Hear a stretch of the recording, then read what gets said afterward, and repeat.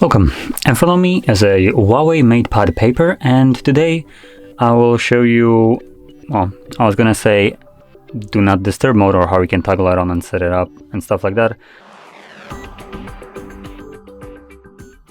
But just to be completely honest, this device does not have a do not disturb mode. But if you just want to make it completely silent to the point that it's just not going to be making any noise, just, the typical kind of idea of do not disturb mode, what you can do is just a simple alternative: turn off Wi-Fi.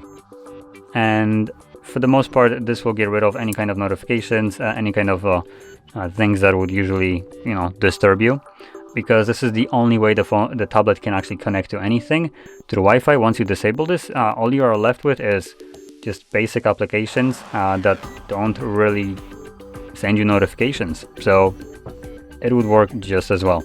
Simply tap on it and voila, it's off. Now, this, like I said, is not really do not disturb mode. There isn't one here. So this is the only thing that it can do. Obviously, you can turn down your volume as well if you want to. That will work as well. But anyway, with this being said, if you found this video helpful, don't forget to hit like, subscribe, and thanks for watching.